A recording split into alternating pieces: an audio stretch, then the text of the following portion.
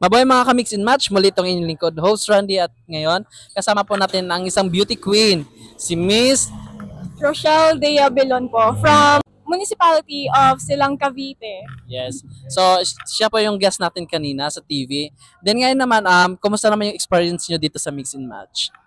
For my first experience sa show, actually, Yes. it was very good, very chill lang po, and nakakaano naman po ako, actually thought magiging super nervous po ako habang nagsasalita. Pero very lang po ako, kalmado the whole time. So, Yes, so kasi 'di ba, yung hindi naman tayo masyado seryoso. yes po. Hindi tayo yung parang kinakabahan ka talaga na maraming magdi-discriminate pag mali yung gaya maraming magbaba. Sa atin naman is parang normal lang. Then your crown as Binibining Silang 2025.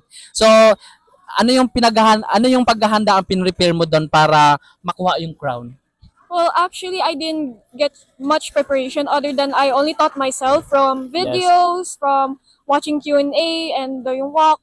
Siyempre talagang inaro-aro ko yung that time, and it was no joke talaga kasi usually when it's Binibining Silang, we have 2 months preparation or 1 month preparation. But this year, Binibining Silang, it was very rushed. So only given like around 2 weeks and a half lang po. And ayun, talagang nirush ko po talaga, sinikap ko lahat talaga as much as possible na maging ready for the pageant, for preliminary and as well as the pageant type. So, ano naman yung advocacy ng Binibining Silang 2025? So, ever since I became an SK counselor, it has never changed up until I became a Binibining Silang. It's volunteerism. So, I always want to advocate volunteerism, especially to the youth kasi. Yes. When it came to cleaning sa mga barangay, sa mga environment natin, especially sa environment, and also voicing out their actions, their needs to the people also.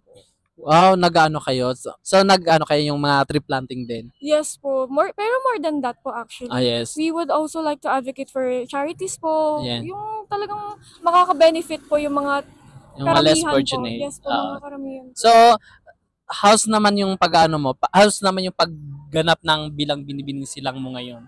Kumusta yung mga mo ngayon? Yung what we say is, kumusta yung ganap mo bilang Binibining Silang? So, ever since po naging Binibining Silang ako, ang dami ko talaga pong ganap from modeling, judging, invitations to opening new businesses and restaurants. And I also got to meet a lot of amazing and inspirational people po and designers that helped me grow to be more.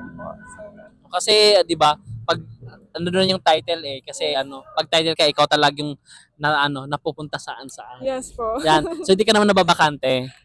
To be honest po, bihira na po ako mabagante po other than sa work. Yung parang only available time ko na lang po siguro is tulog sa gabi. So yun lang po talaga po. Kasi 'di ba, ganoon naman talaga pag buhay ka na. Kasi you're not just only yung parang natural na citizens Hindi. Yes. Meron ka ng responsibilidad. Yes. You have the responsibility. Pero sa responsibility mo na yon, ito yung pinapangarap mo di ba? Yes po. Kasi wala namang sumali ng beauty queen tapos nagkakaroon ka tapos hindi mo pinapangarap di ba? Yes po. I think it's really every girl's dream talaga. Ako kasi I never thought that I would achieve this dream kasi from growing up in a Muslim country, sabi ko, hindi ko kaya to kasi mapayat ako, dark skin ako. And yung kinalakahin ko talaga is very different from Philippines talaga. Sabi ko, parang hindi ko magigets to, hindi ko makuha to. But here I am, and I wanna be an example and a role model to all the girls out there na when you dream something, you can achieve it as long as you try po. Ano ka ba? Pure Pinay ka ba? Or half Brunei, ganyan? So, yun na nga po. Akala nyo ba rin po na half po? So, actually, hindi po wala po akong half. Pure Filipino po ako talaga po. Kasi you're born and raised in Brunei kasi, ganyan. Yes po. So, nag-expect ako kanina, ang tangkad nito, half to. Nasa lahi lang po ng dad ko po. Pero yung I was born in Brunei po kasi because my parents are OFW. So they met there when they were still single po, and then they had me there along with my kuya po. So ngayon naman, yung kuya mo beauty king din. Ay, hindi po. Kasi meron talaga dyan sa family, di ba? May iba na artista, may iba ayaw, meron ng beauty queen, Opo. yung beauty king, may iba Opo. ayaw. So far Diba? in my family, I'm the very first po talaga. Kaya ano, big break mo yun, big achievement mo yun sa Yes family po, mo. yes po. And Di more ba? achievements to come po sana.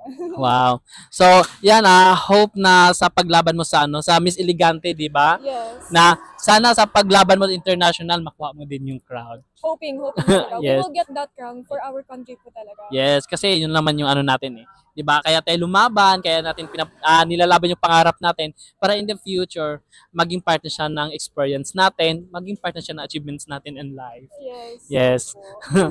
Then thank you so much, Thank you Miss so much. Rochelle. Thank you so Yan. much, Sir Yan, Randy. sa soon magkikita-kita ulit tayo sa October 5. Yes, Yan, boss. guest din pa ako doon. Bye, So Miss. watch Yan. us on and come to our fashion show at October Ave at Vista Mall at Dasmariñas, Cavite po. Yan, then, yan, baka gusto mo i-promote yung social media accounts mo para ma-follow ka din mo So followers natin. please do follow me on Instagram. It's Poison Rose, and on Facebook it's Rochelle Dea Bilon po. And don't hesitate to chat me anytime when you want to make friends or for collaborations po. Yes. Yes po. Yan, thank you so much. Thank you so Yan, much. soon. Thank you po.